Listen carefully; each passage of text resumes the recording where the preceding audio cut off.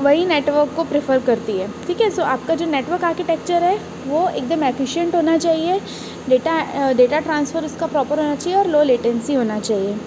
Now we will talk about the security. It establishes security protocols and controls to protect the network resources from an unauthorized access and cyber threats. Okay, आपका जो network है वो उसमें एक proper आपके जो network resources हैं, protection resources हैं, वो आपके प्रॉपर होना चाहिए ताकि उसमें किसी अनऑथोराइज्ड एक्सेस ना हो। साइबर थ्रेट्स के लिए एक प्रॉपर आपका फायरवॉल रहे, है ना। ओके, फायरवॉल अगर नहीं रहे तो एक प्रॉपर आपका प्रोटेक्शन होना चाहिए। तो वो सारी चीज़ें इसमें सिक्योरिटी में आती हैं ना। स्केलेबिलिटी को हम बोल सकते हैं कि एफिशिएंसी ऑफ अ नेटवर्क। ठीक है, the architecture should be design to accommodate future growth and the changes in network requirement. Okay, जो आपका आर्किटेक्चर है ये आपके जो फ्यूचर ग्रोथ है ना, उसके अकॉर्डिंग भी डिज़ाइन होना चाहिए कि भाई फ्यूचर में हो सकता है जैसे कि अभी 3G था, फिर 4G आया, देन 5G आया, तो फ्यूचर में क्या हुआ, नेटवर्क्स का ग्रोथ हुआ।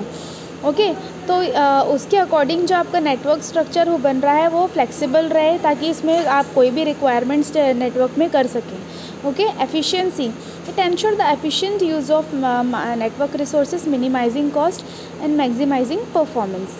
ओके, इनके टाइप्स ऑफ नेटवर्क आर्किटेक्चर, एक होता है layered, second one is client server architecture, third is peer to peer architecture, cloud network architecture and software design defined network.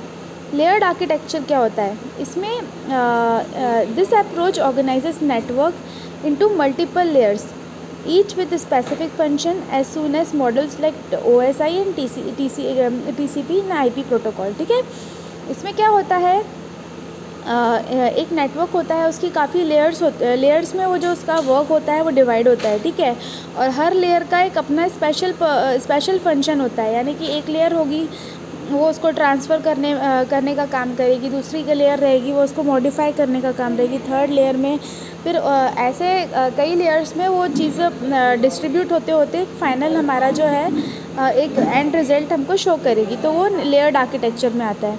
Client server architecture हम लोगों ने ऊपर पढ़ा था कि इसमें क्या होता है, एक सेंट्रल सर्वर होता है जो कि सारे नेटवर्क्स को क्या करेगा, मैनेज करेगा। ठीक है, जैसे कि हमने हमारे घर में भी देखा होगा कि आपकी फैमिली होती होगी, आपकी फैमिली में जो आपका हेड होता है, एक फैमिली का हेड होता है, वो क्या करता है, आपके सारी फैमिली मेम्बर्स को क्या करता है, मॉनिटर करता है और उनकी सारी एक्टिविटीज़ को मॉनिटर करता है, और सारे जो फिनेंशियल डिसीजन या अदर डिसीजंस रहता है वो एक जो हेड ऑफ़ द फैमिली रहता है वो लेता है। तो उसी तरह से क्लाइंट सर्वर आर्किटेक्चर भी डील करता है। ठीक है, peer to peer network architecture, इसमें क्या होता है कि जो डिवाइसेस रहते हैं एक दूसरे से कनेक्टेड रहते हैं। फर्स्ट डिवाइस में अगर कोई वो आया, डेटा आया, तो वो क्या करेगा, दूसरे डिवाइस में ट्रांसफ़र करेगा, दूसरे डिवाइस से तीसरे डिवाइस, तीसरे डिवाइस से चौथे डिवाइस, चौथे डिवाइस से पाँचवें डिवाइस, ऐसा करते करते जो फाइनल आपका जहाँ पे भी उसकी रिक्वायरमेंट होगी वहाँ पे जाके वो एंड हो जाएगा। तो ये होता है peer to peer architecture. Now cloud network architecture, it utilize cloud based resources for storage, computing, networking and offer scalability and flexibility. Okay,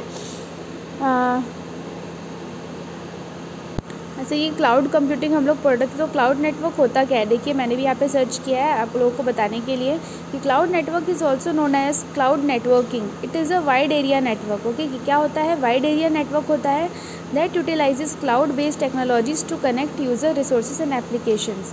It leverage virtual network होता है जिसमें काफ़ी कंपोनेंट्स होते हैं, देखिए रूटर्स होता है, फायरवॉल्स होते हैं।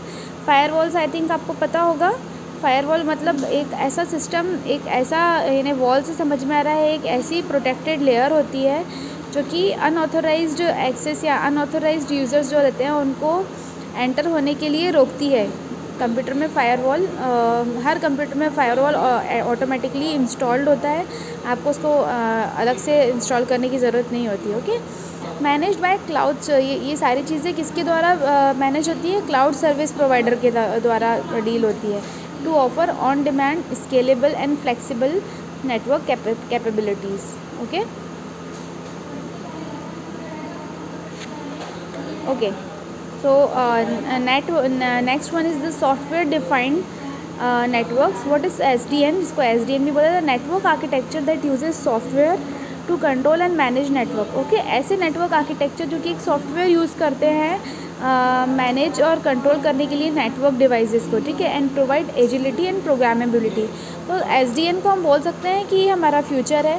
Okay, SDN is the future बोल सकते हैं, बिकॉज अब हर चीज़ें सॉफ्टवेयर से डील होने लगी है. तो SDN is a future of the network technologies. Okay, we can say that. So मैं एंड कर रही हूँ ये वाला लेक्चर, हमारी यूनिट 4. Okay, thank you.